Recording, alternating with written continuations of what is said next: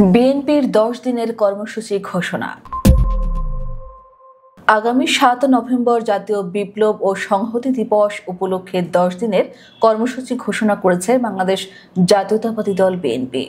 রোববার রাজধানীর নয়াপল্টনে দলের যৌথ সভা শেষে এক সংবাদ সম্মেলনে এই কর্মসূচি ঘোষণা করেন দলের মহাসচিব মির্জা ফখরুল ইসলাম আলমগীর। মির্জা ফখরুল বলেন, দেশ বর্তমানে একরকম অনিশ্চিত সময় পার করছে। সামাজিক যোগাযোগ মাধ্যমে প্রতিনিয়ত অপতথ্য ছড়িয়ে দেশকে অস্থিতিশীল করার চেষ্টা চলছে।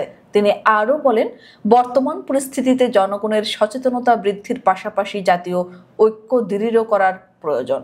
সংবাদ সম্মেলনে তিনি জানান, কর্মসূচি শুরু হবে 7 নভেম্বর থেকে এবং চলবে পরবর্তী 10 দিন। এই কর্মসূচির মধ্যে রয়েছে প্রয়াত রাষ্ট্রপতি জিয়াউর রহমানের সমাধিতে শ্রদ্ধা নিবেদন, জেলা ও উপজেলা পর্যায়ের র্যালি, অঙ্গ সংগঠনের আলোচনা সভা, ডকুমেন্টারি প্রদর্শনী, ভিডিও চিত্র, পোস্টার ও করপত্র প্রকাশ। মির্জা ফখরুল বলেন, এই কর্মসূচির মূল লক্ষ্য হচ্ছে দেশের মানুষকে ঐক্যবদ্ধ করা এবং জাতীয়তাবাদী চেতনাকে পুনরুজ্জীবিত করা। তিনি আরও বলেন, বর্তমান সরকারের অনিয়ম, রাজনৈতিক প্রতারণা ও দেশের অস্থিতিশীল পরিস্থিতি তুলে ধরে জনগণকে সচেতন করার জন্য এই কর্মসূচি অত্যন্ত গুরুত্বপূর্ণ। তিনি সাংবাদিকদের বলেন, বিএনপি সকল কর্মসূচি শান্তিপূর্ণভাবে আয়োজন করবে এবং কোনো ধরনের বিশৃঙ্খলা সৃষ্টি করা হবে না।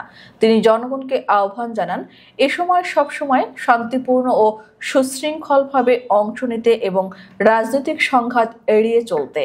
বিএনপির এই 10 দিনের কর্মসূচি দেশের রাজনৈতিক ও সামাজিক সচেতনতা বৃদ্ধির পাশাপাশি দলের কর্মকাণ্ডের প্রতি মানুষের আগ্রহ ও অংশগ্রহণ বাড়াতে সহায়ক হবে বলে দলের পক্ষ থেকে আশা প্রকাশ করা হয়েছে।